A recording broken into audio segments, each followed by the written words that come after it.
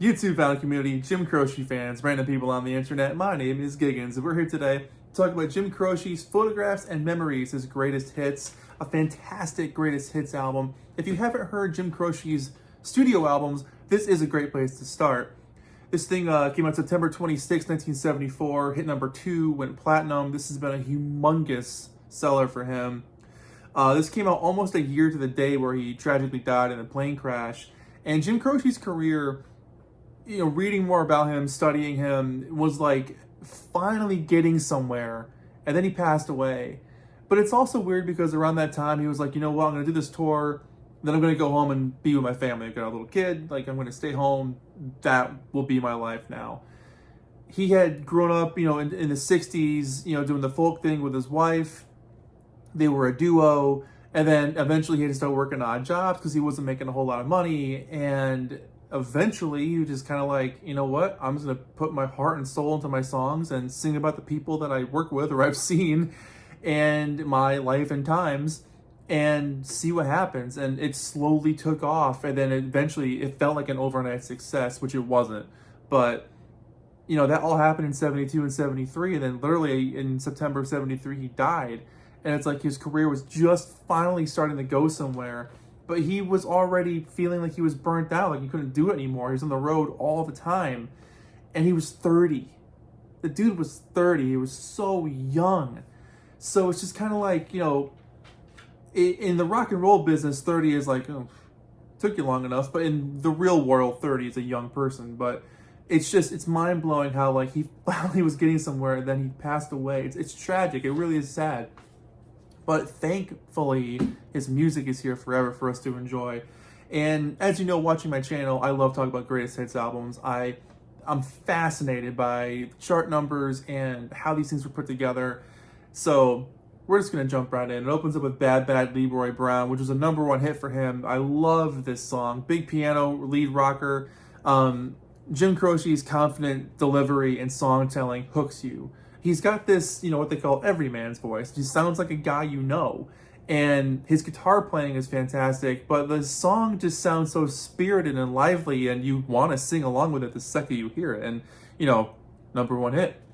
Operator, the next song on here, is one of my favorites by him. I mean, his guitar playing is just so fluid and comforting, and the lead up to that chorus is such a payoff. There's so many vocal hooks and catchy riffs. And for a smooth rock song, it constantly delivers. Great harmonies, bouncy bass. I love how the drums kind of quietly tap along to keep the rhythm going. But that chorus is sing-along magic. I mean, it's one of those songs. Jim Croce is one of those songwriters where it would have been really incredible to see where he would have gone had he kept going, because the amount of hooks that are like his signature style, he'll always put like a little bit of an extra line or like cut out before the measure's over. And like, that's such a unique trait for him. That song is beautiful. Photographs and Memories, what the album is named after. Really good syrupy strings in this one. It's very heartfelt. It's very nostalgic. His guitar sounds like it's aching for the past. Again, it's a song about looking back. It's just incredible. Rapid Roy. I like this one a lot. It's rollicking, it's upbeat, it's a lyrical tour de force, and, it's one of his many character songs. He was always singing about somebody. But there's also, like, random Chuck Berry riffs throughout this thing, too, which is pretty cool. Again, good bouncing bass, excellent drums. Then you get Time in a Bottle, which was also #1. It was a song written for his son, and it's an incredible lyric about containing the impossible. Brian Wilson saying it best, there's never enough time for the ones that you love. Like, you always just want to be there with them forever. It's impossible to accept that someday you won't be with your loved ones. And, I don't have any kids, but I can imagine, like, he wrote this for his son, like, that connection that would be there, you wouldn't want to ever lose that. So, it's one of those real heavy songs. The reverb behind his voice in this track is otherworldly and almost ghost-like in a way, but it's just from a different dimension, and how spacey it almost sounds, but almost ethereal, just atmospheric. They really captured something special with Time in a Bottle. New York's Not My Home is one of my absolute favorite tracks by him. The Croces lived in New York City for a while trying to make it, and they just never felt like they fit in or enjoyed it. At that classic descending guitar line, whew, So good. I'm a sucker for descending guitar lines. The lyrics are about losing yourself and wanting to find yourself again, wanting to reclaim who you are because you feel like, where did I go? We've all been there. It's a super honest display of longing and hope. It's just a beautiful track. And then we get Working at the Car Wash Blues, which is a number 32 hit for him. His last top 40 hit, actually. The story telling about a guy getting out of jail and working at the car wash. Simple as that, dreaming about where he wants to be, like working in an office or doing this or doing that. But instead, he's working at the car wash. Verbal tongue twisters all over this thing. It feels like a country jamboree special. There's, violin or fiddle all over this. It's just splashy hi-hat all around. Very cool song. Then you get I Got a Name, which I love this song. Lyrics by Norman Gimbel and music by Charles Fox. And this song is just excellent guitar picking. He was such a good guitar player. Instantly catchy, you want to sing along. It was number 10 hit for him. It was his first posthumous single. It was planned to come out on the 21st and he died on the 20th. So it was like, it just happened to come out the day it was planned. So it was going to come right out.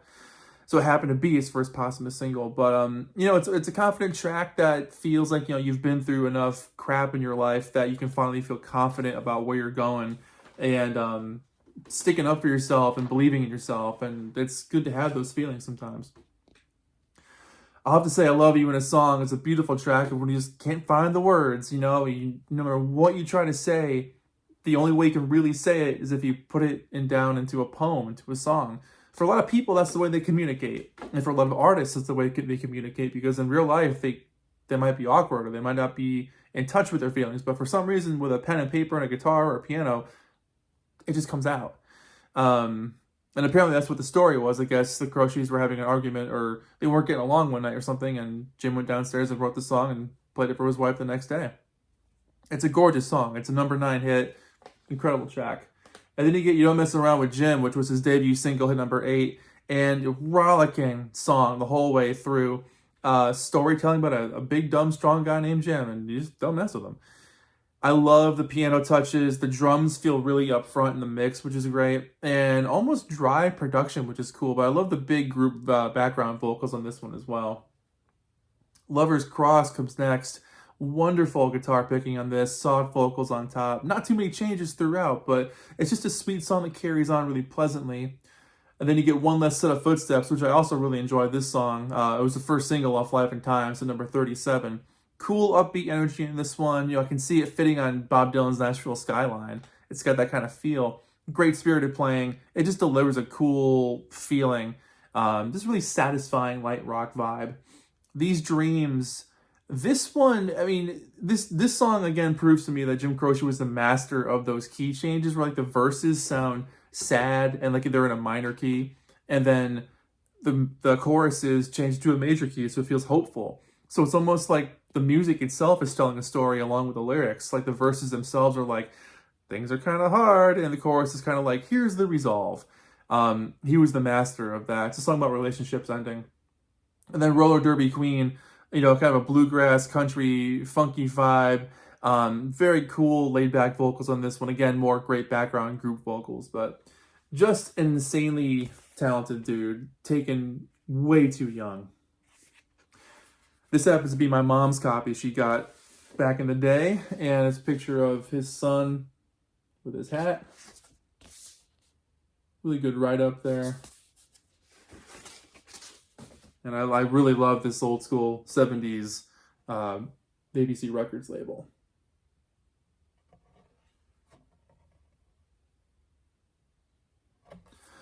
So yeah, I really enjoyed this album.